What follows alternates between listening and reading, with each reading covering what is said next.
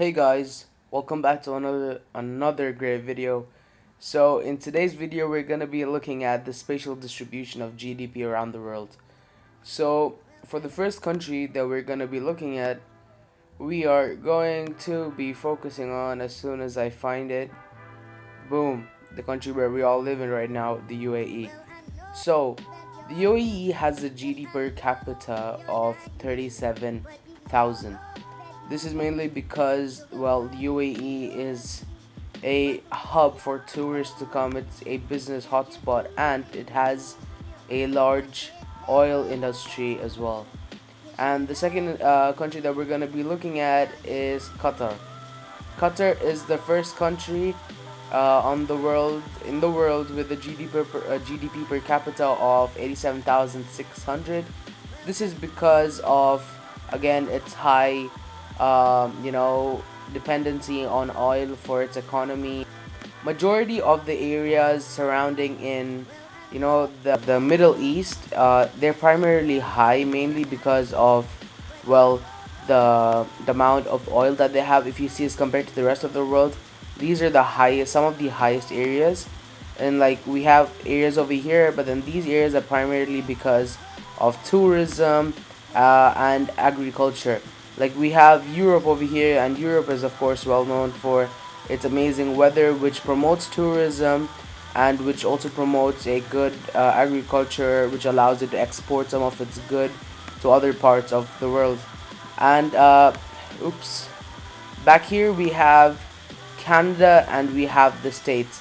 Now, something cool about Canada and the States is that these countries are well known to be highly developed, and mainly because of, well, the way they are in, the way they are economically developed.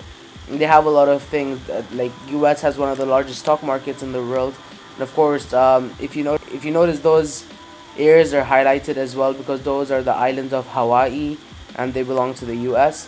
But back here, Canada as well, they are slightly lower than the US. They are currently at number 16 with GDP per capita of $38,600 as of 2008. And the US is number 9 with 45,800, a pretty big gap of 7 spots. But one reason why the US is so highly rated is because of their place in the world economy, because they're always so high in the economy. They have a lot of ways to do trading. They have a lot of different things to trade. They have a lot of different products that nobody else in the world has to trade. Of course, they also have some oil, which is located back here in Alaska. If you notice, Alaska is also really high up because, well, it's a part of the US, obviously, and because Alaska contains a lot of oil reserves, which benefits the US in the long run. Today's video, we're going to be looking at, well, infant mortality rate around the world, and we're of course going to start out, well, in the country where I live. We're going to start out with the UAE. Now, the UAE has why does it show GDP? Boom, there we go.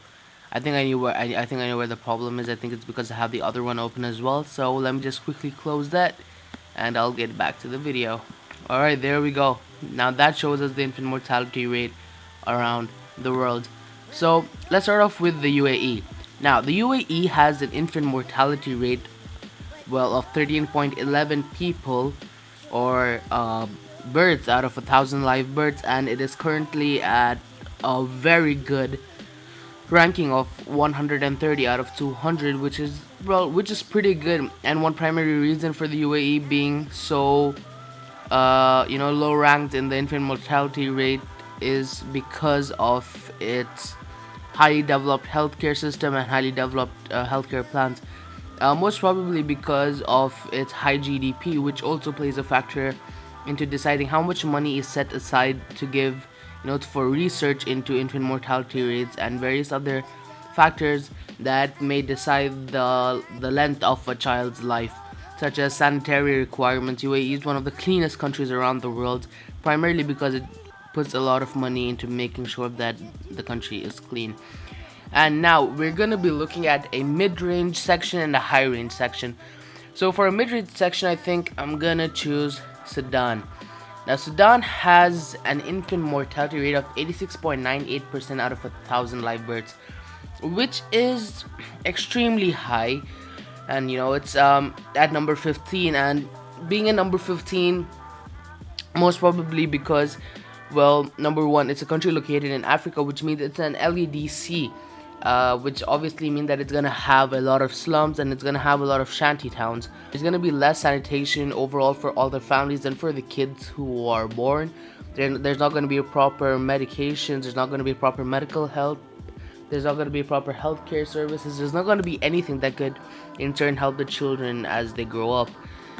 And one country which stands out to us a lot is, well, there is Angola, which is at number one with 182.31 mortality, well, infant mortalities for every 1,000 live births.